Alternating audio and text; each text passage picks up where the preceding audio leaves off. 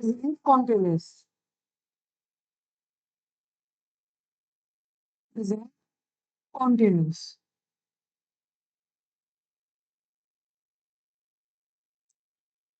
Present continuous में हम वो एक्शन बनाते हैं जो एक्शन हमारे चल रहे होते हैं।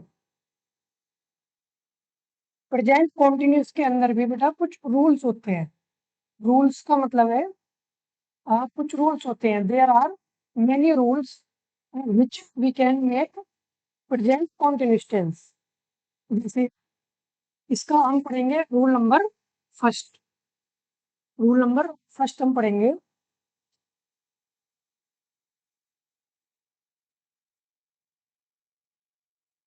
रूल नंबर फर्स्ट का मतलब है कि हम कब प्रेजेंट कंटिन्यूस बनाएंगे। जैसे an action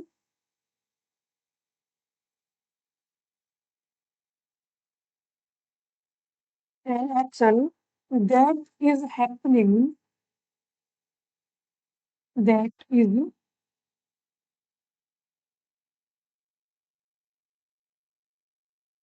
happening that is happening at the time of speaking.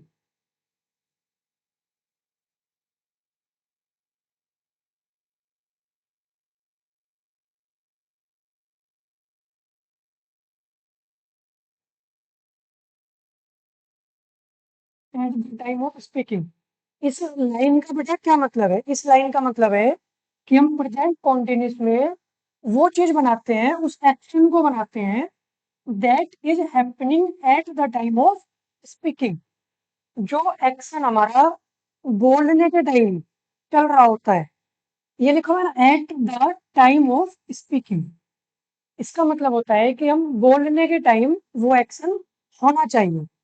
मैं अभी बोल रहा हूँ, तो मैं जो एक्शन मैंने बोला कि आप लोग पढ़ रहे हो, मेरे बोलने के टाइम पे एक्शन चल रहा है। तो इस वाली बात को हम प्रेजेंट कंटिन्यूस में बनाएंगे। इसको एक एग्जाम्पल के थ्रू समझते हैं। ही इज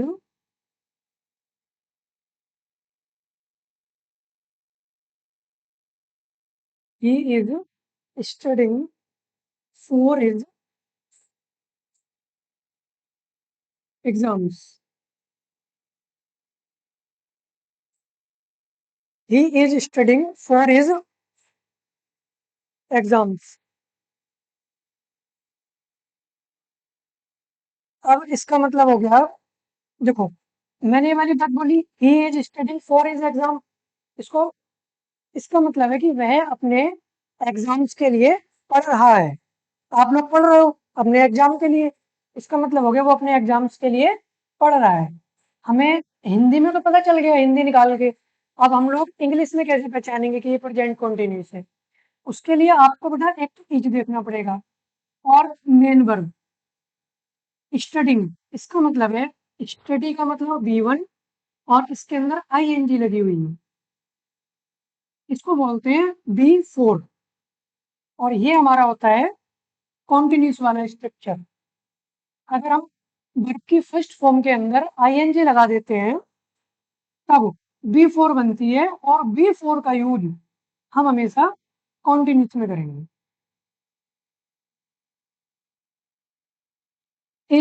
इज का मतलब होता है प्रेजेंट। इस तरीके से पूरा का पूरा सेंटेंस आपका बन गया प्रेजेंट कॉन्टिन्यूस। इज का मतलब प्रेजेंट और ING का मतलब कॉन्टिन्यूस। Present continuous. इसी का एक एक एग्जांपल और देखते हैं। सेकंड वाला एग्जांपल है आप लोगों का।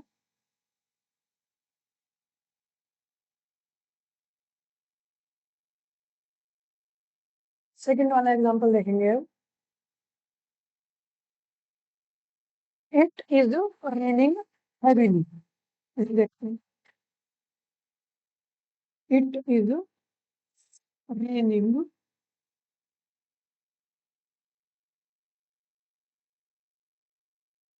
हैवीली। इस सेंटेंस के अंदर भी इज आया, मतलब प्रेजेंट हुआ, और ING आया, इसका मतलब ये कॉन्टिन्यूस हो गया। ये वाला सेंटेंस हमारा बना हुआ है प्रेजेंट कॉन्टिन्यूस में। इसकी हिंदी होगी इट इज रेनिंग हैविली, मतलब अभी इसी टाइम बहुत तेज की बरसात पड़ रही है, बहुत तेज की बारिश हो रही है।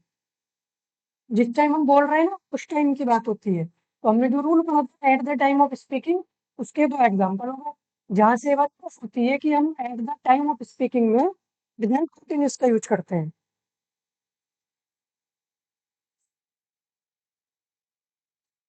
एक रूल हो गया बेटा। अब आपके पास आता है रूल नंबर सेकेंड। इसमें ये होता है कि आपकी कुछ ऐसी वर्ब्स आती है, कुछ ऐसी वर्ब्स आती है जिनको आप हमेशा प्रेजेंट इंडेफिनिट में बनाओगे, मतलब प्रेजेंट कॉन्टिन्यूस में उनका यूज होगा ही नहीं।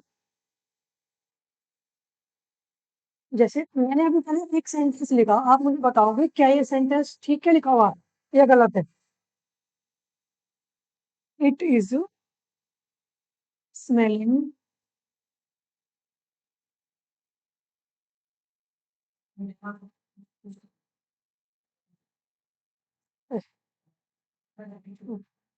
यहाँ से नहीं लिखा, it is smelling like like rotten egg,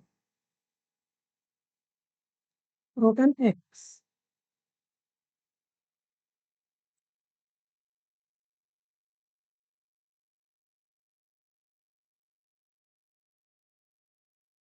एक एग्जांपल बताइए, एक और लिखते हैं फिर इनको समझेंगे डिटेल में कि क्या मतलब है, क्या रूल है।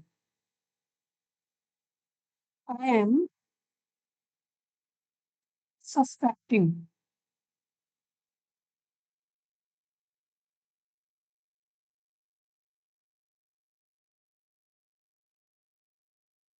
Him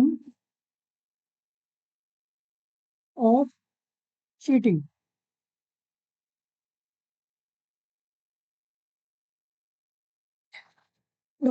I am suspecting him of cheating. सबसे पहले इस वाले सेंटेंस को करते हैं सोल्व। ये वाला सेंटेंस लिखा हुआ सही है या गलत है? देखो, ये लिखा हुआ है बेटा, I am suspecting him of cheating. इसकी हिंदी होती है कि मैं, सस्पेक्ट का मतलब होता है किसी पर डाउट करना, संदेह करना, मतलब आई एम सस्पेक्टिंग, मैं उस पर डाउट कर रहा हूँ चीटिंग का। जैसे आप लोगों का एग्जाम हुआ, मुझे पता है कि ये स्टूडेंट पढ़ाई में ज्यादा अच्छा नहीं है, लेकिन उसके मार्क्स आ रहे हैं बहुत अच्छे, फुल मार्क्स आ रहे हैं। मैंने उस पर सस्पेक्ट करा कि यार इसने ना चीटिंग की हुई है कहीं ना कहीं, तभी इसके इसके इतने अच्छे मार्क्स आते हैं। अगर मैं इसकी हिंदी निकालता हूँ तब ये आएगी, I am suspecting him of cheating. मैं उसके ऊपर चीटिंग का डाउट कर रहा हूँ। अब एक बात नोट करो, मैंने बोला कर रहा हूँ, कर रहा हूँ। सच बताऊं तो मैं इसकी हिंदी ये नहीं होगी, और ये जो आपने सस्पेक्टिंग लिखा हुआ है ना, ये गलत है लिखा हुआ। सस्पेक्टिंग नाम का कोई वर्ड इंग्लिश में नहीं होता। सेंटेंस बना हुआ बिल्कुल ठीक है, और मैं हिंदी निकाल रहा हूँ, इसका मीनिंग भी ठीक है, मीनिंग भी ठीक है, सेंटेंस भी ठीक है, कुछ गलत नहीं है। सर गलत क्या है? ये क्यों कुछ नहीं होता? तो हमारे पास कुछ ऐसी वर्ब्स होती हैं, कुछ ऐसी वर्ब्स होती हैं जिनका यूज हम जिनका यूज हम आईएनजी में नहीं करेंगे। आईएनजी का मतलब कॉन्टिन्यूस में नहीं करेंगे, जिनका यूज हम कॉन्टिन्यूस में कभी नहीं करते। जैसे सस्पेक्टिंग आया, अगर कहीं पे बेटा सस्पेक्टिंग आता है तो आपको वहां पे सस्पेक्टिंग वर्ड नहीं लगाना है। सस्पेक्टिंग लगा दिया आपने तो सेंटेंस कॉन्टिन्यूस में बनेगा, लेकिन सस्पेक्टिंग एक ऐसी वर्ब है जो आपके कॉन्टिन्यूस में कभी नहीं बन सकती। फिर क्या करेंगे? फिर इस वाले सेंटेंस को हम प्रेजेंट कॉन्टिन्यूस में ना बना करके प्रेजेंट इंडेफिनिट में बनाएंगे। यहाँ पे आईएनजी नहीं लगा करके प्रेजेंट इंडेफिनिट में बनाएंगे, और प्रेजेंट इंडेफिनिट में हमें पता है या तो केवल बी1 आती है सस्पेक्ट, या फिर बी5 आती है सस्पेक्ट्स, ऐसे लगा देंगे आप। तो प्रेजेंट इंडेफिनिट में हमारे पास ये दो वर्ब आती है, या तो बी1 या फिर बी5। ये वाला सेंटेंस बना हुआ हमारा गलत हो गया, बिल्कुल रॉन्ग सेंटेंस। अगर हमें सही करना है तो हम क्या करेंगे? कॉन्टिन्यूस हमें कहाँ से पता चल रहा है? एम और suspecting present continuous helping verb और मेन वर्ब से पता चल रहा है। अब हम इन हेल्पिंग वर्ब और मेन वर्ब को यहाँ से हटा देंगे और प्रेजेंट इंडेफिनिट वाली हेल्पिंग वर्ब और मेन वर्ब लगा देंगे, तो हमारा सेंटेंस बिल्कुल सही हो जाएगा। जैसे मैं बना के दिखाता हूँ आपको, इसी सेंटेंस को हम सही करेंगे। आई एम सस्पेक्टिंग की जगह लगाएंगे अब हम आई सस्पेक्ट हिम ऑफ चीटिंग। अब ये सेंटेंस आपका बिल्कुल करेक्ट है, बिल्कुल ठीक है। आई सस्पेक्ट हिम ऑफ चीटिंग। तो बेटा इस वाले सेंटेंस से हम ये सीखे कि हमारे पास ना कुछ और भी ऐसी बहुत सारी वर्ब्स होती हैं जिन वर्ब्स का यूज हम प्रेजेंट कॉन्टिन्यूस में या फिर कॉन्टिन्यूस में नहीं कर सकते। हम उन वर्ब्स की एक लिस्ट बनाएंगे, अब पढ़ेंगे। केवल एक ही वर्ब नहीं है ये सस्पेक्टिंग, और भी वर्ब है। जैसे ऊपर स्मेलिंग वर्ब आई थी, स्मेलिंग। अब ये स्मेलिंग नाम की भी कोई वर्ब नहीं होती है, स्मेलिंग कोई वर्ड नहीं होता है। इसको भी हम कॉन्टिन्यूस में नहीं बना सकते, इसको भी प्रेजेंट इंडेफिनिट में बनाना पड़ेगा। और प्रेजेंट इंडेफिनिट में बनाने के लिए हमें बहुत अच्छे से आता है, या तो बी वन लगाएंगे या फिर बी फाइव लगाएंगे। इसको सही करके देखते हैं क्या बनेगा। ए टू, ये कॉन्टिन्यूस की पहचान है, इज आर और आई एन जी। कॉन्टिन्यूस की पहचान को यहाँ से खत्म करके इंडेफिनिट वाली यहाँ से पहचान लगाएंगे। या सस्पेक्ट्स मतलब वर्ब की फर्स्ट फॉर्म या फिर वर्ब की फिफ्थ फॉर्म, इन दो में से एक लगा देते हैं। अकॉर्डिंग टू सब्जेक्ट हमारा सेंटेंस प्रेजेंट इंडेफिनिट बन जाता है। देखो, अब स्मेल है, स्मेलिंग, स्मेलिंग को हम लिख देंगे smells. I smells, it smells like a rotten eggs.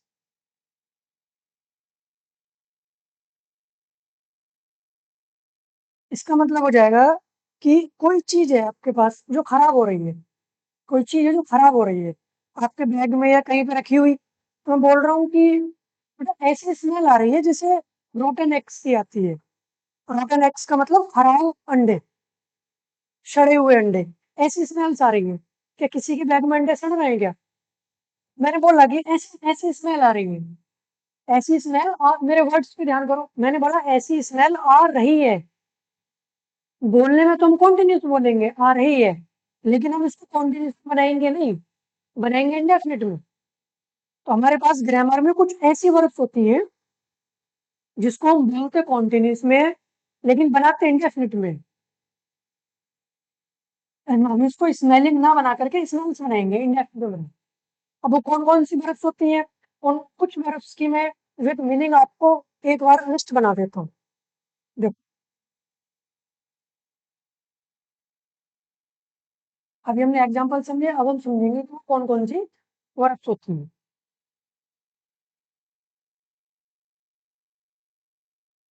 Rule number first हमने पढ़ लिया था, अब रूल नंबर सेकंड बना करके हम लिखेंगे।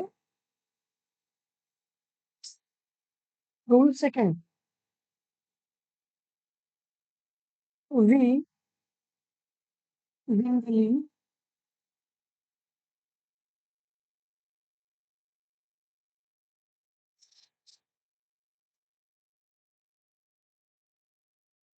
We generally avoid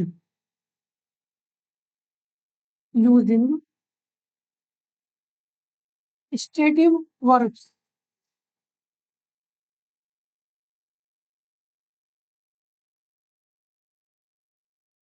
stative verbs in present continuous.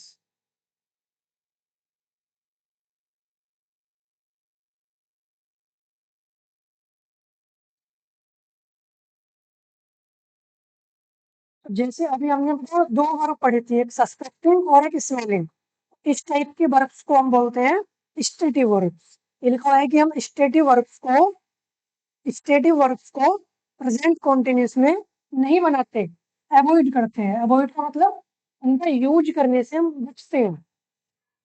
जो वर्ब्स स्टेटिव होती है, एक लाइन में अगर मैं समझाऊं आप लोगों को, तो स्टेटिव वर्ब्स का यूज हम प्रेजेंट कॉन्टिन्यूस में नहीं करते। अब स्टेटिव वर्ब कौन कौन सी होती है, दो तो हमने पढ़ी है अभी, स्मेलिंग और सस्पेक्टिंग वाली, जिनका यूज हम स्मेलिंग नहीं करके स्मेल्स करते हैं, सस्पेक्टिंग नहीं करके सस्पेक्ट करते हैं। तो वैसे अब हम और वर्ब्स पढ़ते हैं। इसके अंदर बेटा एक ए नंबर पे आती है वो सारे वर्ब्स जो जिन वर्ब्स को हम सोचते हैं। सोचने का मतलब जो हमारे थॉट्स से रिलेटेड वर्ब्स होती हैं, उनको हम आईएनजी लगा के नहीं बनाएंगे, मतलब प्रेजेंट कॉन्टिन्यूस में नहीं बनाएंगे। एक होती है बेटा थिंक, THIN, थिंक। थिंक का मतलब सोचना होता है, माइंड में सोचते हैं कोई चीज, इसलिए हम इसमें आईएनजी नहीं लगाएंगे, थिंकिंग नहीं करेंगे, थिंक्स करेंगे। सर हमने तो पढ़ा है ना, कुछ जगह लिखा हुआ थिंकिंग भी पढ़ा है, फिर वो क्या चीज होती है?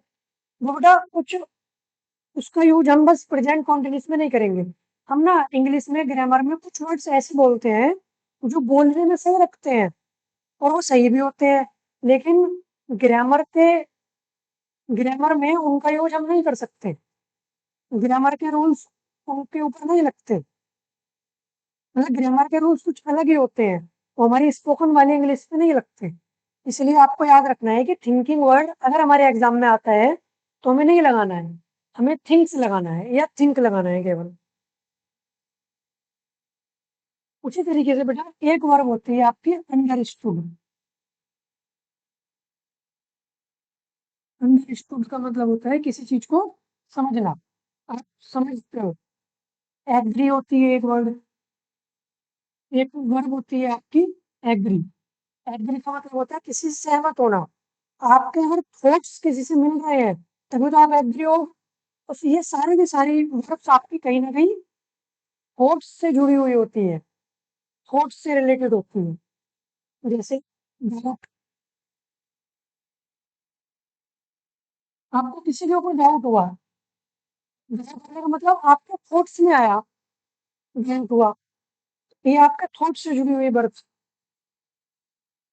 एक हमने जो अभी पढ़ी थी, सस्पेक्ट पढ़ा था हमने, सस्पेक्ट। सस्पेक्ट का मतलब भी होता है किसी के ऊपर डाउट करना, संदेह करना। ये भी हमारी थॉट से जुड़ी हुई वर्ब होती है। इस टाइप की और बहुत सारी बात होती है। अब आपको याद रखना है कि थॉट से जुड़ी हुई जब भी वर्ब्स आएंगी हम उनको आईएनजी में नहीं बनाएंगे, एटसेट्रा कर देते हैं। बी में अब हम पढ़ते हैं कुछ ऐसी वर्ब्स होती है बेटा जो हमारी फीलिंग से जुड़ी हुई होती हैं, फीलिंग से जुड़ी हुई होती है। जैसे एक होती है बेटा केयर करना, केयर, किसी की देखभाल करना, इसमें भी हम आईएनजी में लगाएंगे। और एक होती है बेटा हेट, किसी से नफरत करना। अब बोलोगे हेट तो हमने पढ़ी है, हम बोलते हैं आई एम हेटिंग यू, बोलते हैं ना आई एम हेटिंग यू, गलत बोलते हैं। सही होना चाहिए I hates you, I hate you. उसे हमें आईएनजी लगा के नहीं बनाना है, इंडेफिनिट में बनाना है अगर हम ग्रामर के अकॉर्डिंग पढ़ते हैं। और स्पोकन इंग्लिश में तो हम जो भी बोलते हैं वो सब सही होता है, बस सामने वाले पर्सन के समझ में आना चाहिए हाँ ये बात बोलना चाह रहा है। स्पोकन में हम बहुत सारी चीजें गलत बोलते हैं, तो हम यहाँ पे हेट बोलेंगे, हेटिंग नहीं बोलेंगे। और होती है बेटा लाइक होती है, LIK, लाइक। लाइक भी एक ऐसी वर्ड होती है। एक विश होती है, विश, आप लोग विश मांगते हो। तो ये सारी की सारी वर्ब्स हमारी बेटा स्टेटिव वर्ब होती है और इनका यूज हम हमेशा प्रेजेंट या फ्यूचर में करते हैं।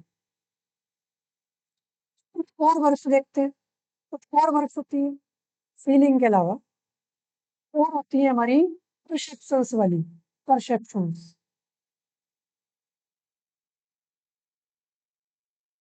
परसेप्शंस। परसेप्शंस वाली कौन-कौन सी वर्ब्स होती है? जैसे सी, किसी को देखना। परसेप्शंस का मतलब होता है, आपने अपने सेंसेस पढ़े होंगे। परसेप्शंस को सेंसेस, सेंसेस का मतलब हमारी स्किन होती है, हम टच करते हैं। हमारी नोज़ होती है, हम कोई चीज़ स्मेल करते हैं। तो हमारी जो 5 सेंसेस होते हैं, उनसे रिलेटेड जो वर्ब्स होती हैं, जो भी हम एक्शन करते हैं, वो हमारी परसेप्शंस के अंदर आते हैं। जैसे देखना, आँखों से हम देखते हैं, इसको हम सी बोलेंगे, सीइंग नहीं यूज़ करेंगे। सुनना होता है, हम सुनते हैं कोई चीज़, ये होता है सुनने वाला। और एक हमने अभी पढ़ा था सेंटेंस में स्मेलिंग, उसमें बेटा स्मेल यूज़ करो। इसी टाइप से और भी बहुत सारी वर्ब्स होती हैं, उनको समझ जाओगे। जो परसेप्शंस वाली वर्ब्स होती है ना, उसमें हम आईएनजी नहीं लगाएँगे, उसको हम प्रेजेंट इंडेफिनिट में बनाएँगे। एक होती है बेटा आपकी कोई चीज़ मेज़र करने वाली, यानी मेज़रमेंट।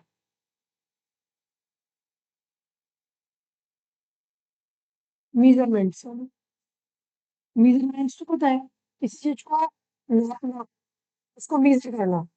जैसे उसी के अंदर एक आती है बेटा वेट, यानी कि वेट। इसमें भी हम आईएनजी नहीं लगा सकते, इसको भी हम प्रेजेंट इंडेफिनिट में बनाएँगे। उसी टाइप से एक होती है जो कि मेज़र होती है।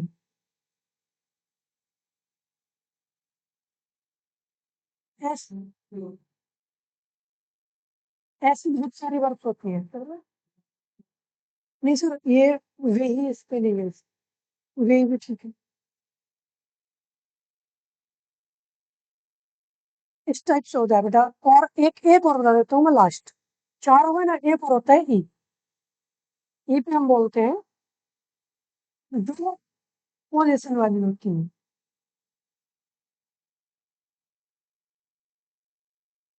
इसका मतलब होता है आपका किसी चीज़ के ऊपर जो अधिकार है, आपका जो रिलेशन है।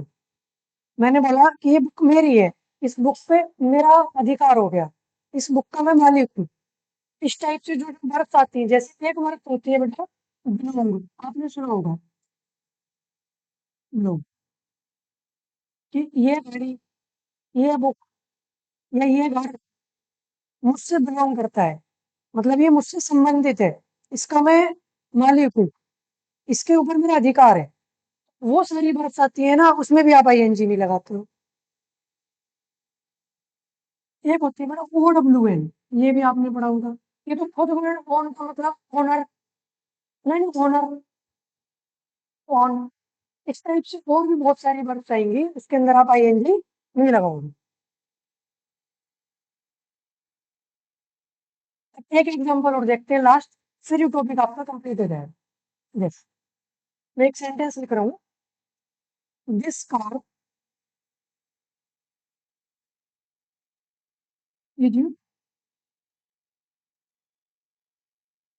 दिस कार इज, ठीक है, बिलोंगिंग, बिलोंगिंग टू रियाज।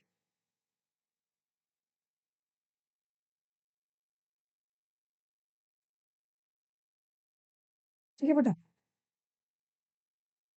अब ये वाला सेंटेंस हमारा गलत माना जाएगा। क्यों गलत माना जाएगा? रियाज में ना आप भाई भी बना सकते हो या ऐसे भी लिख सकते हो, दोनों सही होते हैं। अब पिक्चर बता देता हूँ मैं, जैसे कि किसी के नाम की स्पेलिंग आती है ना, तो वो नाम की स्पेलिंग हर एक पर्सन अपना अलग अलग लिखता है। नाम की स्पेलिंग कभी गलती सही नहीं होती, नाम की स्पेलिंग होती है। अच्छा, ये वाला सेंटेंस है हमारा। अब ये इस सेंटेंस में हमने पढ़ा कि बिलोंगिंग आया, बिलोंगिंग में आईएनजी आया, ये गलत है बिलोंगिंग। अब हम हिंदी निकाले तो इसका मतलब होगा ये गाड़ी रियाज की है, हम ऐसे बोलेंगे, यानी कि इस गाड़ी का जो मालिक है ना, वो रियाज है। ये हमने पढ़ी थी पोजेशन वाली में, इसके अंदर बिलोंग आया।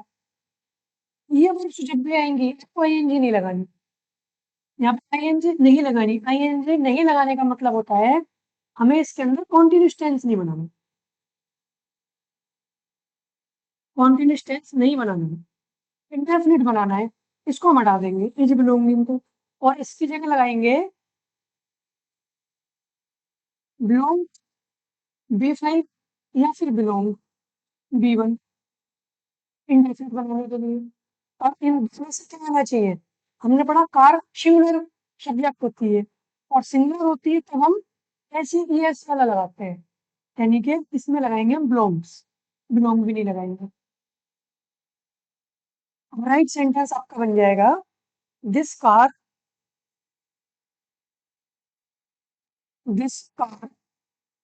बिलोंग्स